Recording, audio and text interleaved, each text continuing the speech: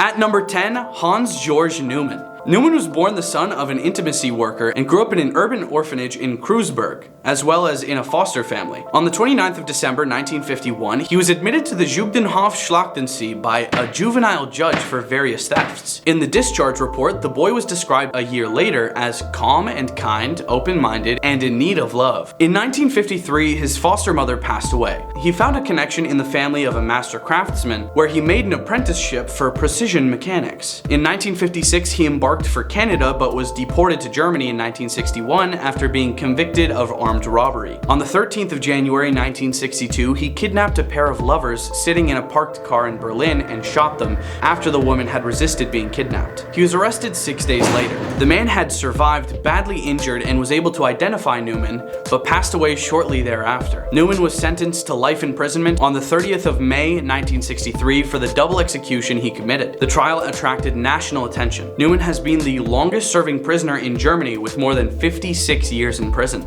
At number 9, Larry Raines. On May 30th, 1964, Larry, posing as a hitchhiker, was given a lift by 30-year-old Gary Albert Smock, a Plymouth school teacher passing through Kalamazoo. During the trip, Raines brandished a weapon and forced Smock to leave the car and climb into the trunk, where he subsequently locked him in. While continuing the trip, Smock attempted to get out of the car, after which Raines stopped the car, tied him up, and then shot him twice in the back of the head. He then stole $3 and other items of material value before leaving the car on the side of the road, where he was discovered a few hours later by a police officer. Over the next few months, Raines told a number of acquaintances about the execution, due to which he was arrested in the early morning of June 5th, 1964, in front of his friend's house. He offered no resistance during his arrest and readily admitted to removing Smock, with incriminating evidence such as a watch and shoes later being identified as belonging to Smock by relatives and friends. When he was taken to the police station, Raines told police that he had executed 4 others during holdups at various gas stations. He confessed to the May 30th execution of 33-year-old Charles E. Snyder in Elkhart, Indiana, the execution of an Air Force serviceman in Paw Paw, Michigan, the execution of a man in Las Vegas, Nevada,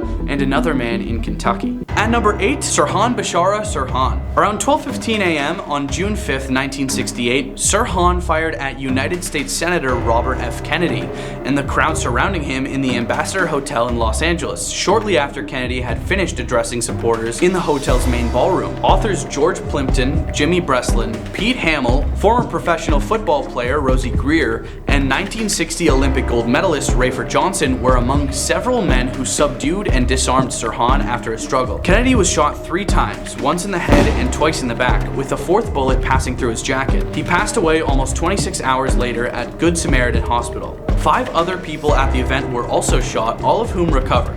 Paul Schrade, an official with the United Automobile Workers Union, William Weasel, an ABC TV unit manager, Ira Goldstein, a reporter with the Continental News Service, a friend of Pierre Salinger, one of Kennedy's campaign aides, and Erwin Stroll, a teenage Kennedy volunteer. During his trial, he asked for his legal team to withdraw and confessed to the crimes multiple times and asked to be executed. Due to this odd behavior, the judge denied all of these requests. Later, he was sentenced to deceasement, but was commuted to a life sentence in 1971. Sirhan requested parole on multiple occasions and was denied a total of 15 times. At number 7, Bobby Beausoleil. Robert Kenneth Beausoleil, born November 6, 1947, is an American executioner and associate of Charles Manson and members of his communal Manson family. He was convicted and sentenced to execution for the July 27, 1969 fatal stabbing of Gary Hinman, who had befriended him and other Manson associates. Beausoleil was later granted a commutation to a lesser sentence of life imprisonment, after the Supreme Court of California issued a ruling that invalidated all execution sentences issued in California prior to 1972. During his incarceration in the California State Prison System, Beausoleil has recorded and released music. He has also worked on visual art, instrument design, and media technology. Although a parole board recommended him for parole in January 2019 in his 19th hearing for eligibility, the recommendation was denied by the governor of California.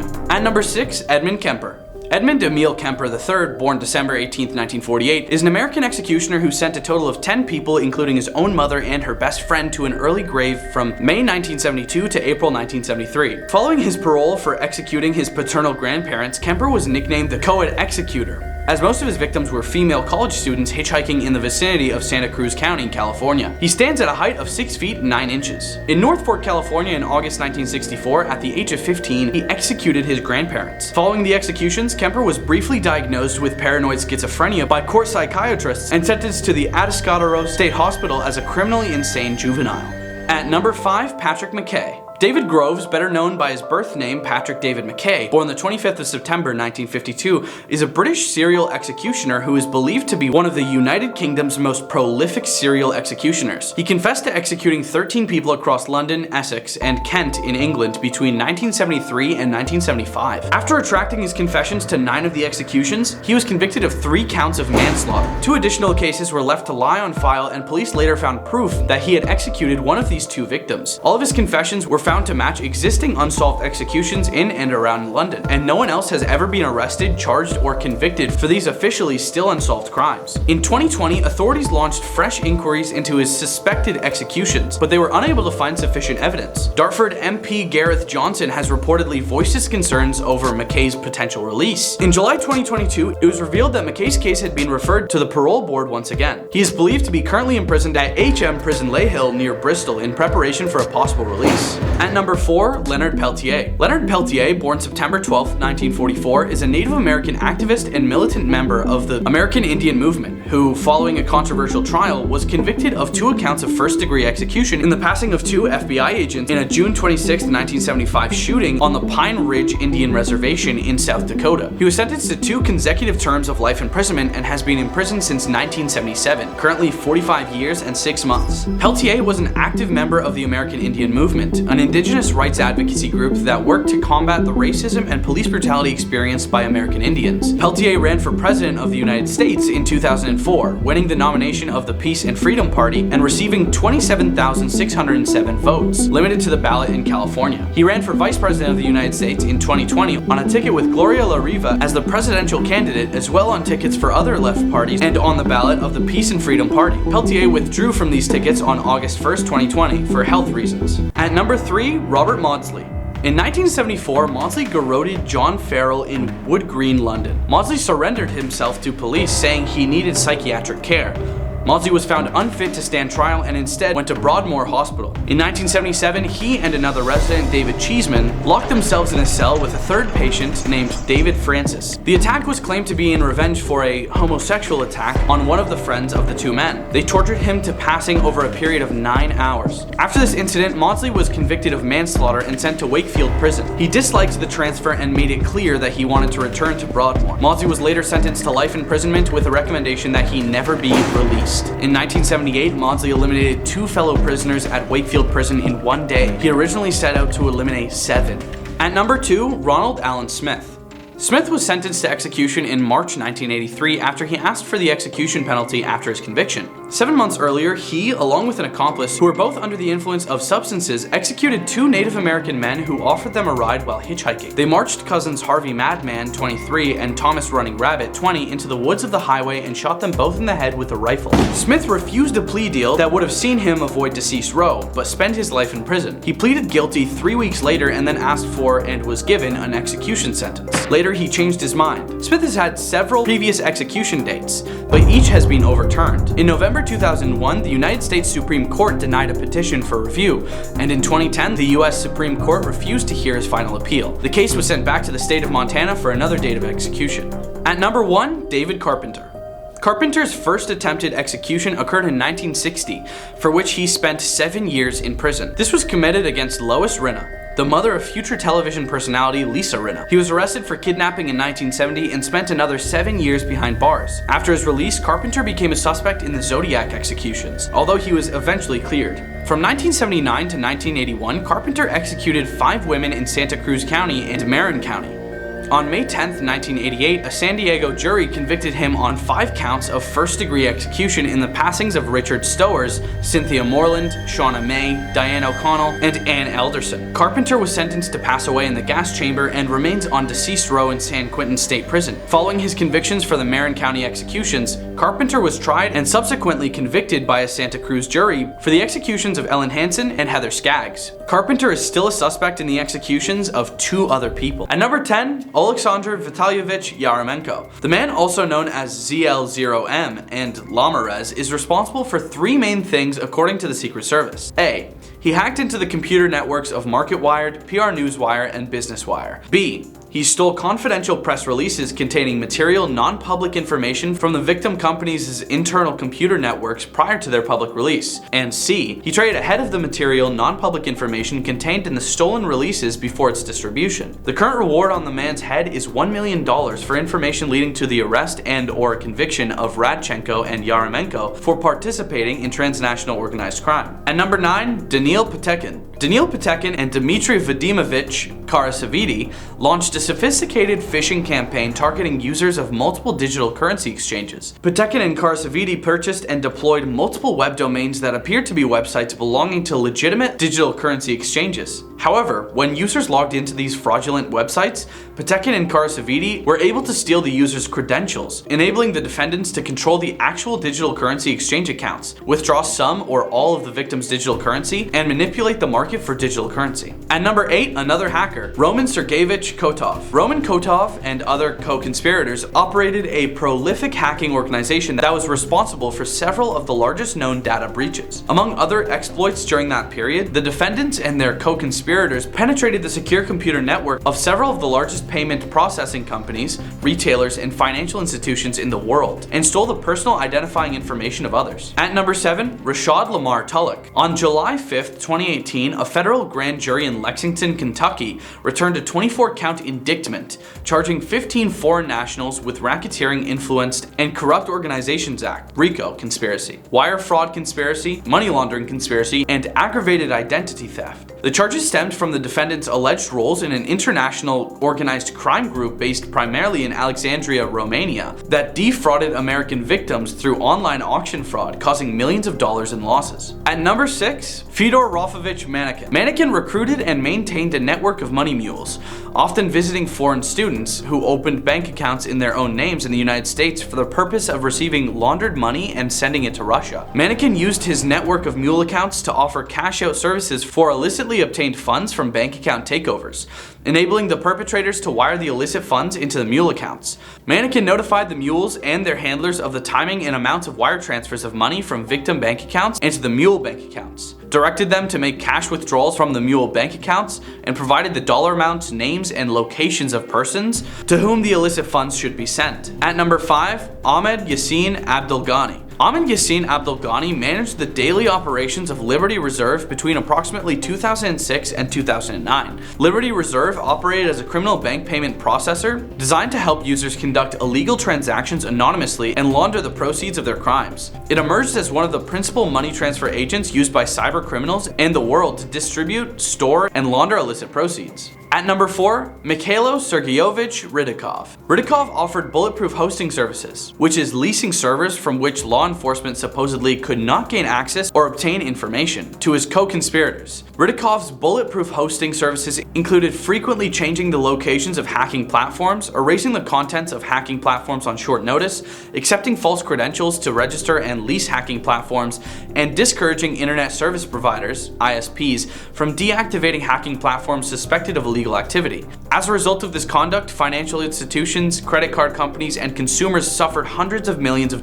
US dollars in losses. At number 3, Alexei Volodymyrovich Bystrov. Alexei Volodymyrovich Bystrov and his co-conspirators fraudulently obtained the online banking login credentials belonging to numerous customers of a US financial institution. Using those credentials without the knowledge or authorization of the rightful account holders, Bystrov and his associates set up ACH, automated clearing house links, between those victim accounts and destination accounts controlled by Bystrov and his associates.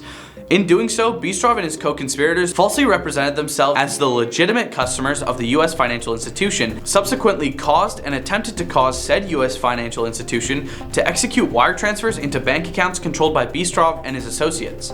Furthermore, Bystrov and his co-conspirators changed the verification phone numbers and verification email addresses on the victim accounts to phone numbers and email accounts under the control of the fraudsters. At number 2, Egbe Tony Iyamu. Egbe Tony Iyamu is a member of the Cape Town, South Africa-based chapter of the Neo-Black Movement of Africa criminal organization, also known as Black Axe. From at least 2011 until 2021, Iyamu and other members of Black Axe worked together to engage in widespread internet fraud involving romance scams and advance fee scams. The conspirators used social media websites, online dating websites, and voice-over internet protocol phone numbers to find and talk with victims in the United States while using a number of aliases. At number 1, the co-conspirator of her number 10 spot.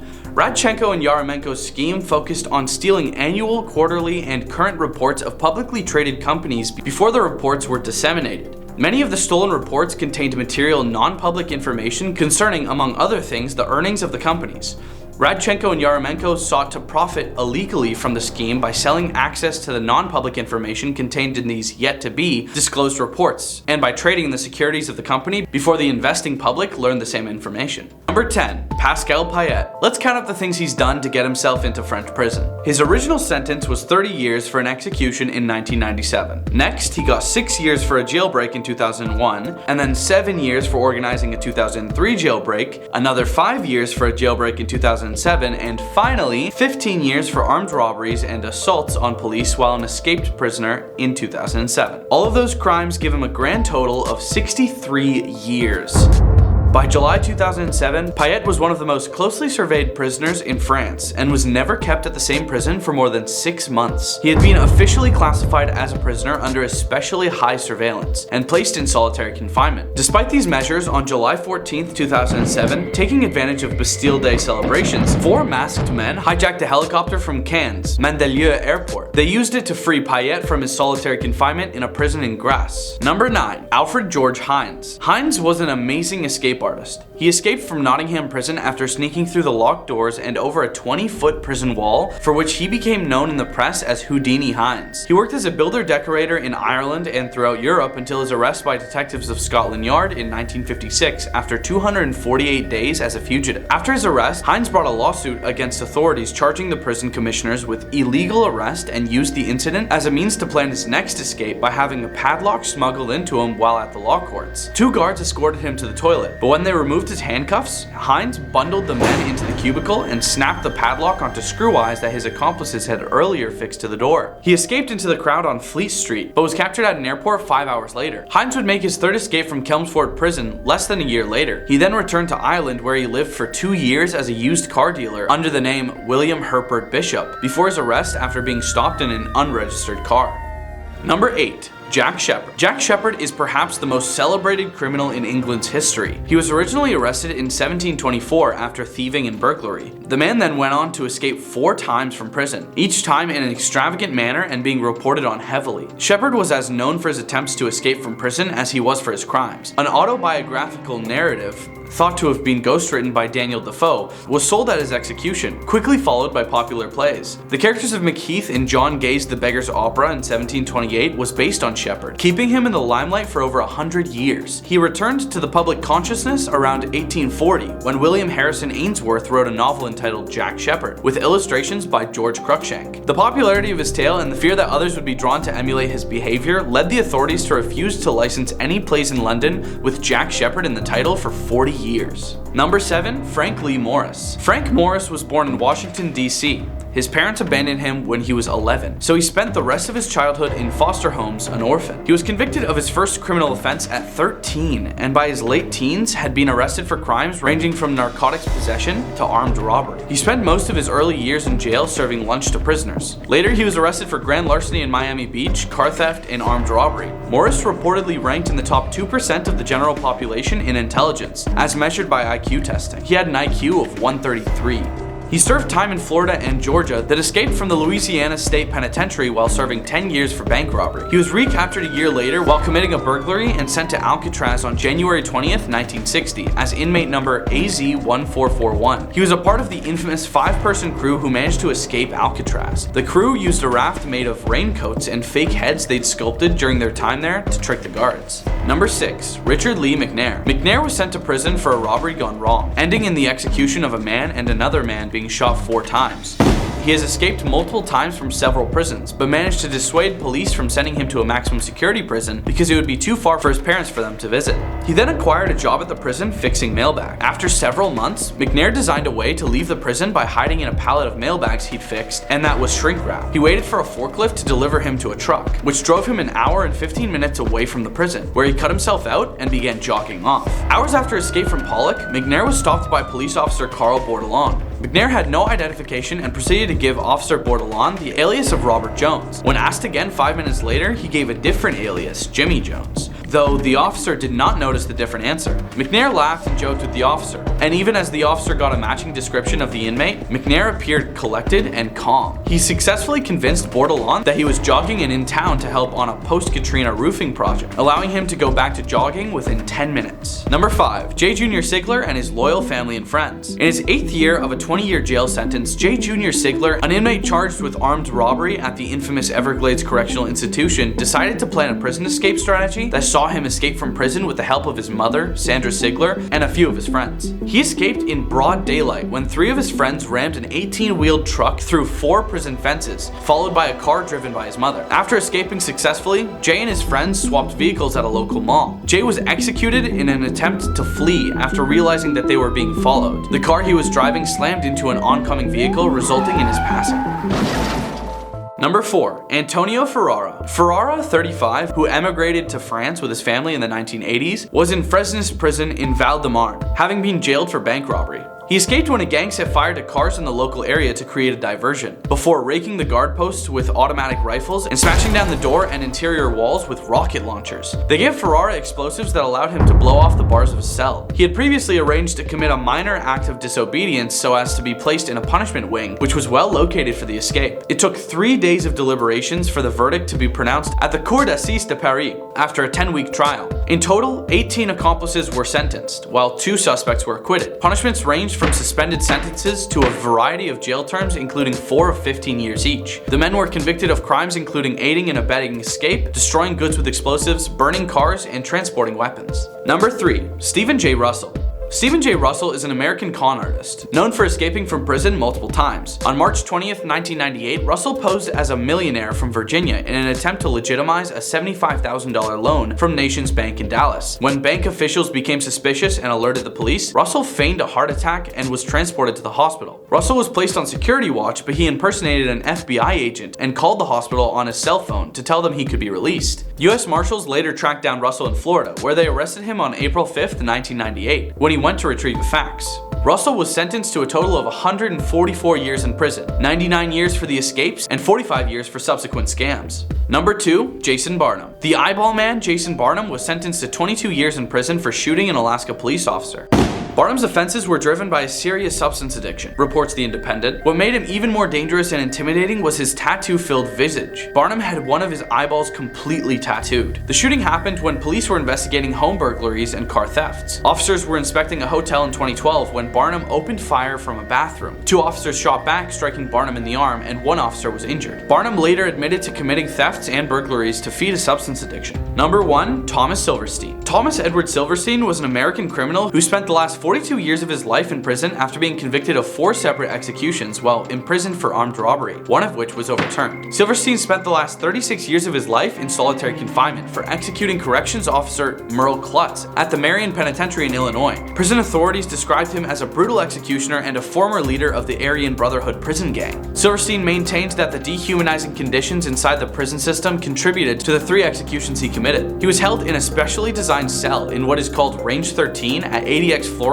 Federal Penitentiary in Colorado. He was the longest held prisoner in solitary confinement within the Bureau of Prisons at the time of his passing. Many prison guards refused to talk to Silverstein out of respect for Klutz. At number 10, we have the destruction of Hiroshima and Nagasaki. President Truman allowed the use of nuclear weapons on Japan on August 6, 1945. He justified the order to release the weapons by exclaiming that it would end the war quicker and save more American lives. However, in hindsight, it was a very immoral decision to make. Within an instant, people, buildings, and infrastructure were instantly vaporized and reduced to ashes. The use of nuclear weapons was then included into the Geneva Convention. The same attack on a country now would be highly illegal. It would violate 3 major requirements of the law of armed conflict conflict codified in Additional Protocol 1 of the Geneva Conventions, the principles of distinction, proportionality, and precaution. The Treaty on the Prohibition of Nuclear Weapons includes a comprehensive set of prohibitions on participating in any nuclear weapon activities. At number 9, John Adams. The second president ordered the prosecution of several newspaper editors under the Sedition Act, a law that was later ruled by the Supreme Court to be unconstitutional. Therefore, he arguably violated the US Constitution, the supreme law of the United States. Though Adams was a founding father of the United States' democracy, he couldn't take personal insults. In July 1798, he signed the Alien and Sedition Act that, among other things, made it illegal to write, print, utter, or publish any false, scandalous, and malicious writing or writings against the president and other executive branch officials. The alien part of the law allowed the government to deport immigrants and made it harder for naturalized citizens to vote. But the law was mainly designed to mute backers of the opposition Democratic-Republican Party led by Thomas Jefferson, who also happened to be the vice president. At number 8, President Andrew Johnson was impeached by the House of Representatives in 1868 during clashes with Congress over his post-Civil War policies, including his firing of Secretary of War Edwin M. Stanton. He was acquitted by the Senate. Impeachment is the process by which a legislative body or other legally constituted tribunal initiates charges against a public official for misconduct. The primary charge against Johnson was that he had violated the Tenure of Office Act, specifically that he had acted to remove from office Edwin Stanton and to replace him with Brevet Major General Lorenzo Thomas as Secretary of War ad interim. At number 7, President Bill Clinton.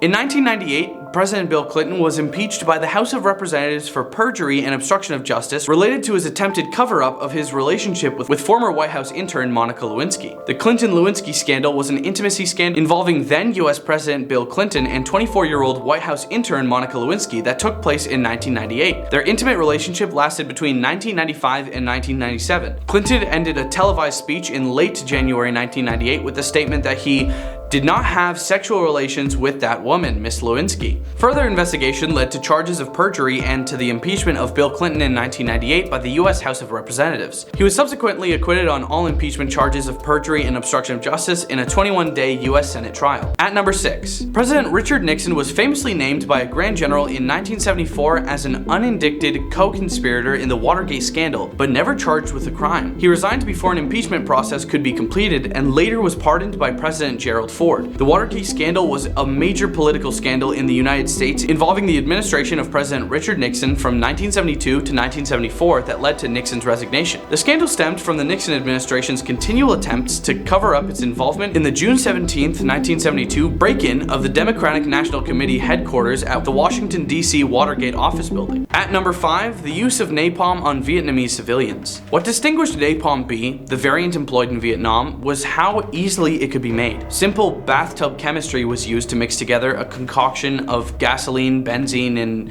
other things. In 1965, the Pentagon requested bids from the 17 US companies that made polystyrene. One of the winning bids was from a small company based in Midland, Michigan, called Dow Chemical. Dow was only ranked 75th on a 1967 list of military contractors before getting into the napalm business. It was best known as the maker of Saran wrap. But Dow soon became the military's sole supplier of napalm, which meant that when its use in the Vietnam War became controversial, Dow was the only corporate target. President Lyndon B. Johnson was the one responsible for allowing this to happen. The use of napalm against civilians is extremely illegal. At number 4, another crime committed in Vietnam by Lyndon B. Johnson. Well, really a series of crimes. Tribunal members unanimously found the United States guilty on all charges including genocide, the use of forbidden weapons, maltreatment and execution of prisoners, violence and forceful movement of prisoners in Vietnam and its neighbors Laos and Cambodia. The Vietnam conflict was notorious for multiple reasons. As the first televised conflict in history, the US was now able to be exposed for their violent and excessive means of destroying an opposing country. Many war laws were broken by the United States at the time, and they caught a lot of flack in the media. Number 3. In 1963, John F. Kennedy and his administration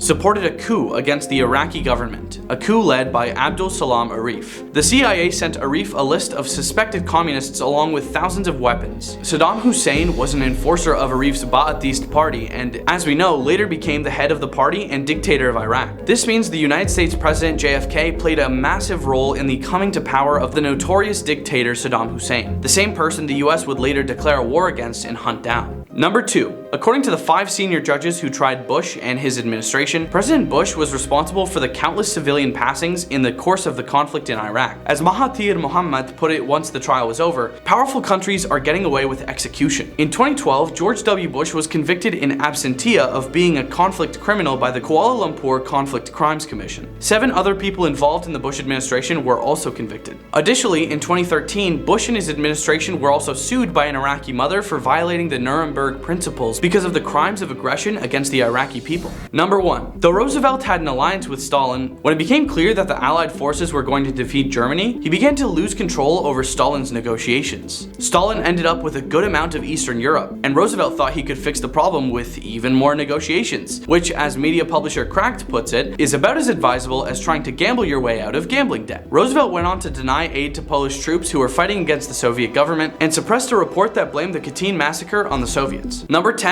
Prince Andrew and his terrifyingly evil crime. Britain's Prince Andrew, the second son of Queen Elizabeth II, is facing an SA lawsuit in the United States. An American woman, Virginia Giuffre, filed the lawsuit, claiming that an island-faring celebrity intimately hurt her, and British socialite Ghislaine Maxwell trafficked her to their wealthy friends. She sued Andrew in August 2021, stating that she was intimately trafficked to Prince Andrew and he SA'd her in 2001. Her lawyers submitted a photo of her with Andrew and Maxwell as evidence. However, Prince Andrew has repeatedly denied the accusations. Recently, a US judge denied a plea by Andrew to dismiss the lawsuit. The palace said that the Duke of York will continue not to undertake any public duties and is defending the case as a private citizen. In the aftermath, the royal family of Britain removed his military links and royal patronages. Number 9. Princess Anne's dangerous dogs and driving. In 2002, Princess Anne, the only daughter of Queen Elizabeth II, was found guilty of a charge under the Dangerous Dogs Act, becoming the first member of the present royal family to be convicted of a criminal offense. She pleaded guilty after it was claimed that one of her dogs, a 3-year-old English Bull Terrier called Dottie, bit 2 children as they walked in Windsor Great Park. She was fined and was subsequently ordered to pay £148 in court costs and £500 compensation to the 2 victims. However, the court had ordered Anne to keep her English Bull Terrier. She also faced a fine in 2001 when she was fined £400 for speeding in her Bentley. She admitted that she was driving at 93 miles per hour in a 70 miles per hour zone in Gloucestershire. It's kind of shocking how Princess Anne couldn't keep her dog under control. Considering she's a royal, you'd think she'd have the resources available to properly train it.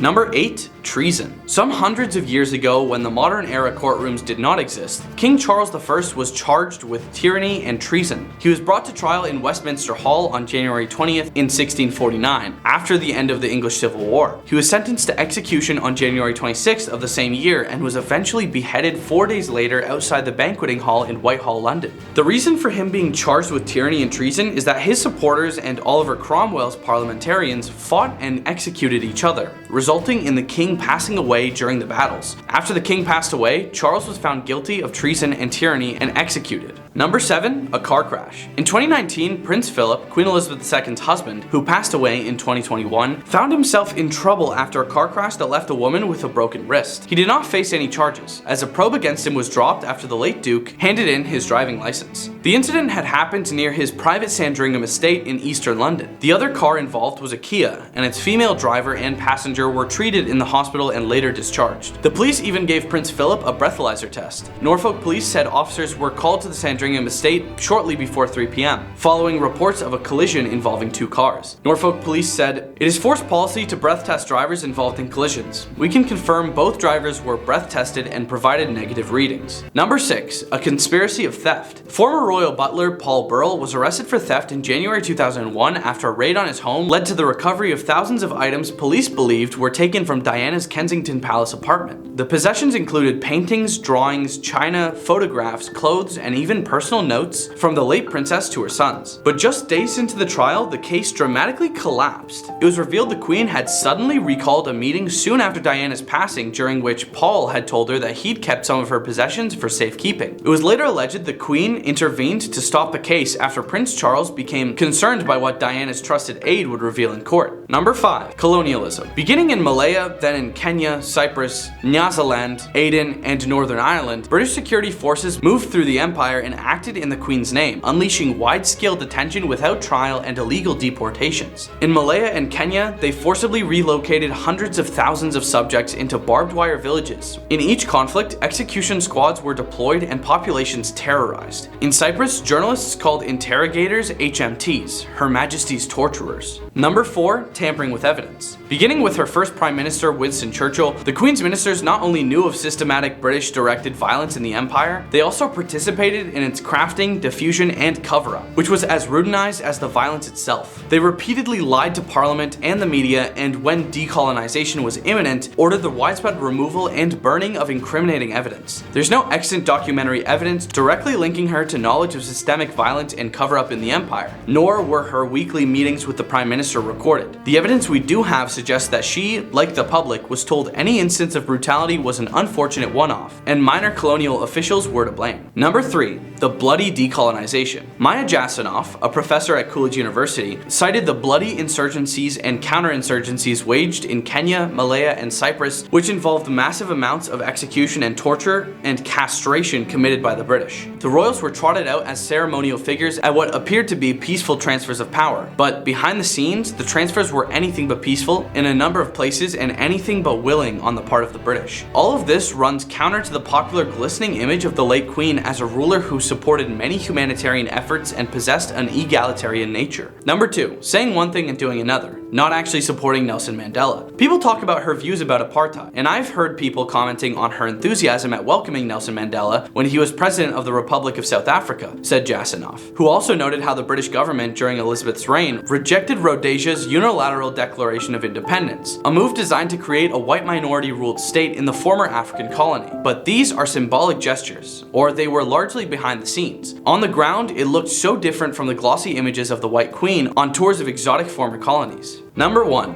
Adultery. The notorious Queen Isabella of England, daughter of King Philip IV of France, was alleged to have outed her careless sister-in-laws out of wedlock romps, which took place primarily in a Parisian tower called the Tour de Nesle. Blanche and Marguerite both admitted to adultery. Their erasure from public life was swift. The Donnay brothers were castrated, their nether regions thrown to dogs while they were still alive, before being brutally executed. The two sisters had their hair cut short and were both thrown into a dungeon. Number 10. John Wayne Gacy. Gacy is actually the inspiration behind the infamous Pennywise the Clown from hit movies It and It 2. In his early life and career, Gacy performed as a clown to entertain children during events and birthdays and to raise money for charity. His clown alias was Pogo the Clown. But while he was in costume, his demeanor changed from a happy face painter to a remorseless criminal. Gacy tortured and executed 33 people, usually men, between January 1972 and late 1978. He was later convicted of his crimes and was executed by lethal injection in late 1994. Number 9. Ted Bundy. Bundy was a charismatic and handsome individual. He used his charm to gain trust from his victims and society as a whole. He would typically approach his victims in public places, either feigning a physical impairment such as an injury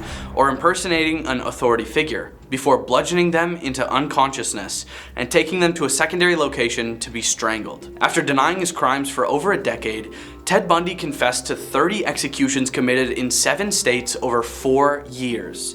Although he confessed to 30, his true victim total may be higher. Number 8. Timothy McVeigh. Timothy James McVeigh was a veteran of the Gulf conflict who went on to commit extreme acts of violence. He was responsible for the 1995 Oklahoma City tragedy that executed 168 people, injured more than 680 others, and destroyed 1/3 of the Alfred P. Murrah federal building. McVeigh sought revenge against the federal government for the 1993 Waco siege, as well as the 1992 Ruby Ridge incident and American foreign policy. He hoped to inspire a revolution against the federal government, and defended the tragedy as a legitimate tactic against what he saw as a tyrannical government. He was arrested shortly after the tragedy and indicted on 160 state offenses and 11 federal offenses, including the use of a weapon of mass destruction. He was found guilty on all counts in 1997 and sentenced to execution by lethal injection. Number 7. Jeffrey Dahmer. Jeffrey Dahmer became known as the Milwaukee Cannibal when the partial remains of his victims, including a severed head in the fridge, were discovered in his apartment. He executed, dismembered, and cannibalized 17 victims between 1978 and 1991. Dahmer was finally caught when an intended victim managed to escape from the building and alert the police. Sentenced to life behind bars, Dahmer's sick and twisted sense of humor didn't make him any friends at Wisconsin's Columbia Correctional Institution. Dahmer was known to play with his food, sculpting his dinner to look like severed limbs and using ketchup as blood. Number 6. Thornis Christensen. Thornis Christensen targeted female students at the University of California in Santa Barbara. Born in Denmark, Christensen was a promising student with a high IQ, but he later dropped out of school and began working at a gas station. Christensen stole a pistol from a friend and became obsessed with a fantasy of shooting women, a fantasy he would eventually make a reality. His execution spree later earned him the nickname the Mad Dane.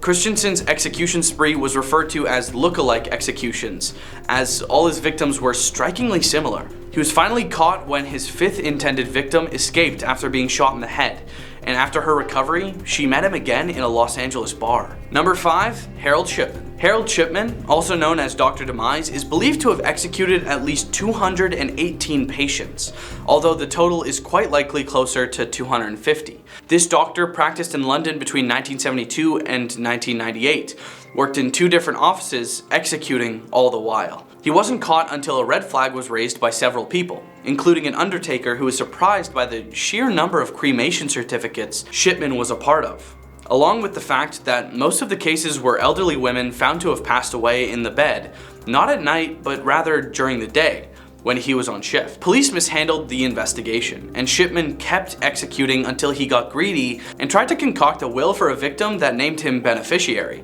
which led the victim's daughter to become suspicious.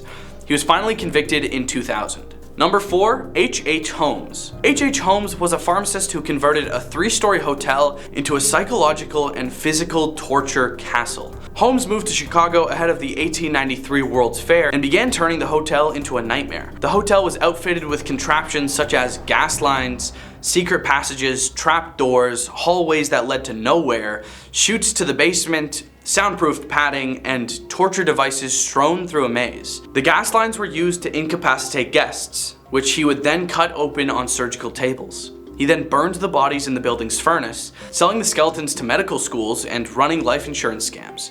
In all, he confessed to more than 30 executions, found only after a fellow scammer turned him in for falling short on a financial agreement. Number 3. Samaran Bell. Around 2003, Bell, then working as a janitor at the Morgan Metals Industrial Park in La Habra, was involved in a check cashing scheme involving several individuals, one of whom was his girlfriend, 22-year-old Ineka Edmondson. The operation eventually fell through, and one of the accomplices was arrested, leading Bell to believe that Edmondson had reported them to the police so only she could have access to the bank accounts and steal money from him. To get rid of her, he arranged a meeting with her at his workplace on November 11th, 2003, where, after kissing her hello, he pulled out a gun and shot her 3 times in the head. Edmondson's body was found on the following day, but at the time, no conclusive evidence linked her boyfriend to the crime. Number 2. Daniel Wozniak. Daniel Patrick Wozniak is a former American community theater actor who was convicted of 2 counts of execution in September 2016.